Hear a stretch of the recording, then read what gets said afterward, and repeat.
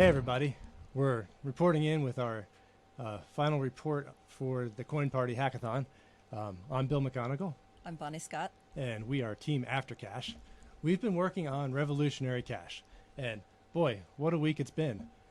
We've gotten probably about 100 hours worth of work in on this project so far, and the really fun thing about it is we're really just discovering how big of a project this is. For those who don't remember, Revolutionary.Cash is a service that's going to be based on a protocol we're developing called On-Chain Invoicing, which allows for one-time or recurring payments to be sent across the Bitcoin Cash chain using the op return data mechanism, and it allows people to support those who have been deplatformed or who are unplatformable. So it's censorship-resistant recurring payments for Bitcoin Cash. We've gotten a whole bunch of things done so far. Perhaps not as much as we had thought originally, because we didn't quite understand the scope and the ambition of what we were setting out to do. Through this iterative process, we've really learned a lot about how this system needed to be designed, which we've gotten done, and what challenges and opportunities are really laying ahead for us. Bonnie, you want to talk about some of our accomplishments so far? Sure. This is a long-term project, not just an app that's one and done. So we're building a whole ecosystem for this idea of uncensorable payments. I spent my time working on websites, helping with the protocol specification, doing all the little bits so that Bill could just sit down and code, because he's better at it than I am. She'll let me see daylight tomorrow. His code is more robust than mine would be. Starting off with Revolutionary.Cash, one of the first websites that a user would see. That's the website that helps improve the user experience. It's got the frequently asked questions. It explains what Revolutionary.Cash is, and it will have some optional tools that will help improve the user experience. The idea is that Revolutionary.Cash does not require any websites to function. It's just about your wallet and the plug-in to the wallet that we're going to be developing. And I think at this point, the Revolutionary.Cash site doesn't even mention Bitcoin Cash. That's more of an implementation detail. It's necessary to make it work. But as far as creators and subscribers are concerned, they just want it to work, and we're going to make that possible. It's necessary to make it affordable. And we want to reduce the cost as much as possible for people to be able to receive payments securely over the internet, privately, end-to-end encryption. So Revolutionary.Cash will have the niceties. If you want to go to a website and print up a QR code, if you want to have a short address, Bill just today registered revo.to, R-E-V-O.to, and again, that's an optional convenience. We'll have a shortcut service for people. Explain what revo.to is? Yeah, it'll be a shortcut service for people. So if you have someone who is deplatformed or is just looking for a way to, maybe even save some money, it's ridiculous. Some of these online chat services are taking 30% of creators' money. Or 50%. So people who have no access, you can imagine revo.to/Snowden, for instance, for someone who just doesn't have access to a financial system, but people want to support. But the great thing about it is that the way this is architected, there's no incentive for anyone to come after Revolutionary.Cash, because if that website went away, it wouldn't affect the creators at all, except maybe a little bit of convenience, because this is truly a decentralized finance platform for creators, and they would just keep right on going. A little less convenience, but you're not going to impact the people that you don't like by coming after this service. You want to explain what the QR codes are for? Sure. Well, this might get into a little bit of the implementation details, but working through the protocol has been a ton of fun. So these QR codes is something that someone could print out on some business cards, take to a festival or concert or rally or something like that. And you can't read this, but it says, a copy's in the white paper. It says, support my work for only $5 a month. Get the app at revo.to. And they can hand this to somebody. They can get the app. They can scan it, and there they go. They're supporting them for $5 a month with no single points of failure. And this QR code has both a Bitcoin Cash address and an EC25519 public key, which are the two pieces necessary to bootstrap the system. There's more details about that in the white paper. And speaking of the white paper and the details, that was the another website that we worked on. I took ICO.cash from a placeholder to a site that is for the developers and the partners we hope to have with this project. OCI.cash. Yes, that stands for On-Chain Invoicing. So it's got our white paper. It will have information about how the protocol works from a nitty-gritty level versus Revolutionary.Cash is oriented toward the user experience.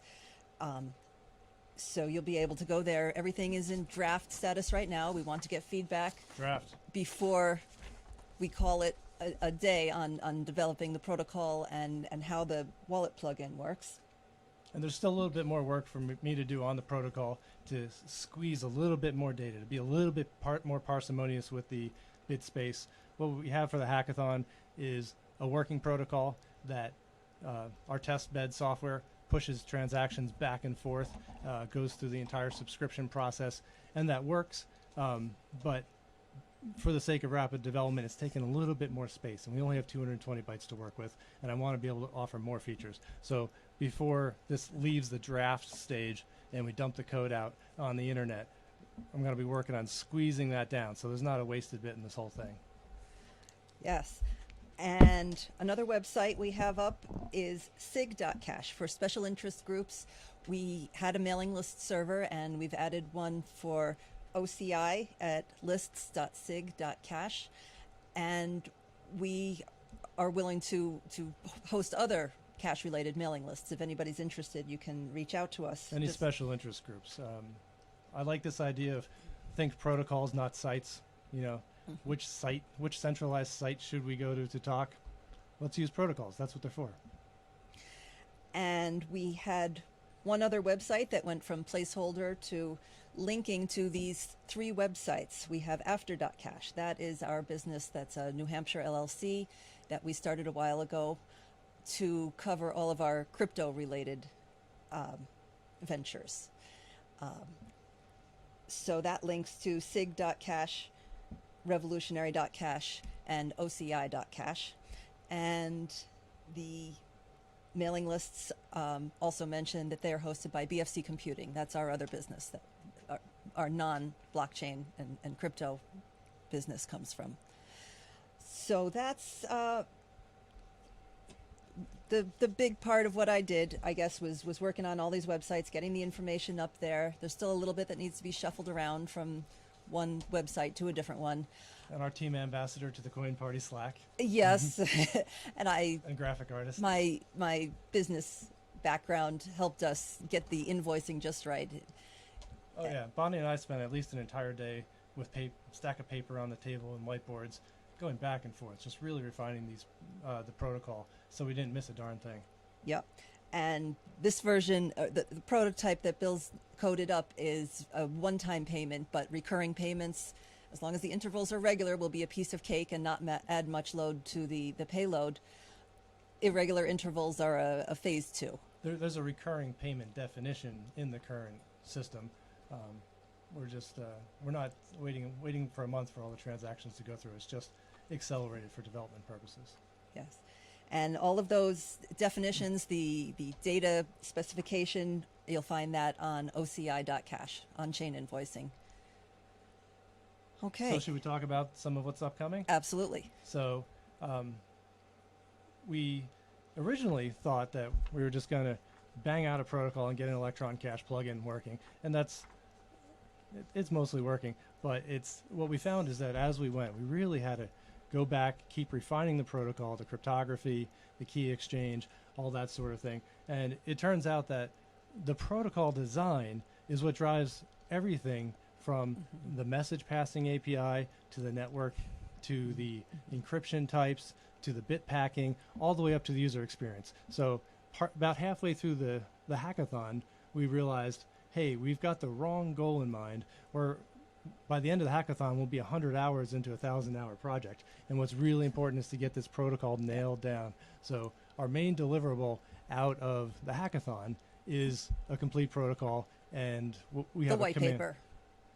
The white paper, and a completely working protocol. We still have some efficiency to add to it, and then the command line testbed at this point.